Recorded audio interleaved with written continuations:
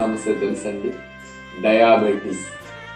ఒక్క డయాబెటీస్ ఉన్నవారే మెంతులు వాడాలి, మిగతా వారు అసలు మెంతుల జోలికి వెళ్ళకూడదండి.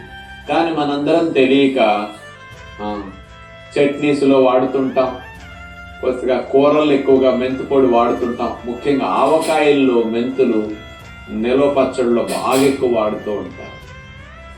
ఈ మెంతులు అనేవి విరివిగా వీళ్ళెవ్వరూ వాడకూడదు, ఒక్క షుగర్ ఉన్న వారు మాత్రమే వాడాలి. ఎందుకు అంటే షుగర్ వ్యాధికి న్యాచురల్ మెడిసిన్, ఈ ప్రకృతి ప్రసాదించిన ఒక అద్భుతమైన ఔషధం మెంతులు అనమాట.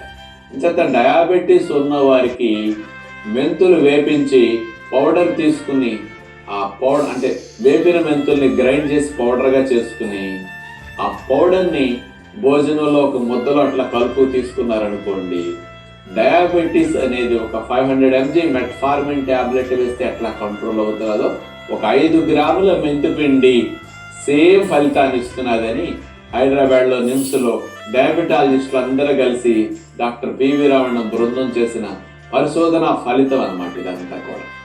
అంటే సైంటిఫిక్గా ప్రూవ్ చేశారు కాబట్టి మనకు ఇప్పుడు నమ్మకం అనమాట. కానీ ఏనాటి నుంచో మన ఋషులు ఇంట్లో మెంతులు షుగర్ ఉన్న వాళ్ళకి వాడుకోమని అలవాటు చేశారు. కానీ అది మనకు తెలియక అందరం వాడేస్తాం. అంటే చూడండి, షుగర్ ఉన్న వారు మెంతులు వాడితే రక్తంలో ఉన్న చక్కెర పెరగకుండా నియంత్రించడానికి పనికొస్తుంది, వాళ్ళ వరకు మంచిదే. 2 పూట్ల భోజనాలు అట్లా వేసుకోవచ్చు.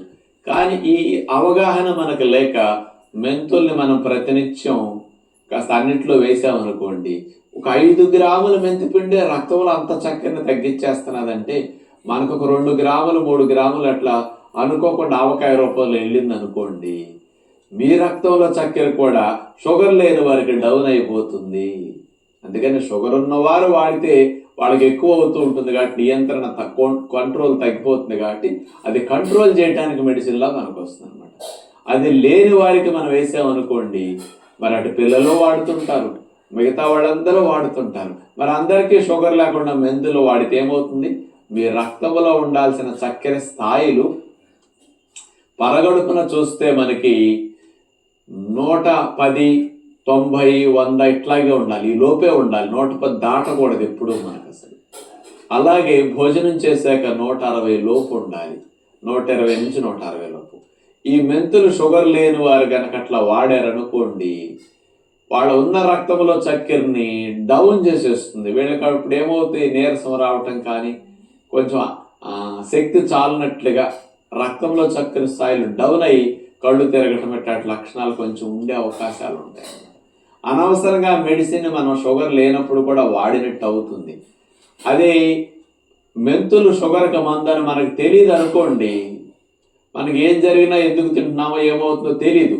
కానీ ఇప్పుడు స్పష్టంగా సైంటిస్టులు ప్రూవ్ చేశారు. కానీ ఏనాడో ఋషులు చెప్పింది షుగర్కి మందు అని, కానీ అది మనకు సైంటిఫిక్గా ప్రూవ్ చేయలేదు కాబట్టి నమ్మకం కలగదు. కానీ మన ఋషులు ఏం చెప్పినా అక్షర సత్యం. ఎందుకంటే అసలు ఇలాంటి పరికరాలు సదుపాయాలు లేని రోజుల్లోనే వాళ్ళు డయాబెటీస్కి మెడిసిన్ మెంతులని ఇచ్చేశారు. కానీ దాన్ని వంటల్లో వాడుకునే స్థితికి మనం వచ్చేసాం. కాబట్టి అలాంటి మెంతులు వాడిన వంటలు ఇళ్లల్లో అందరూ అట్లా వాడుతుంటారు కాబట్టి ఇది మంచిది కాదు. కాబట్టి ఇంట్లో స్త్రీలు మెంతులు అనేవి వంటల్లో షుగర్ ఉన్న వారికే విడిగా వాడండి, షుగర్ లేని వారికి మెంతుల్ని ప్రతినిత్యం వాడకుండా ఉంటే. ఎందుకంటే 2-3 సార్లు ఆహారాలు అట్లా వాడామనుకోండి, వాటి యొక్క ప్రభావం లో షుగర్ లెవెల్కి తీసుకెళ్ళి మనకు అనవసరంగా ఇబ్బందులు కలిగించే అవకాశం ఉంటుంది అనమాట.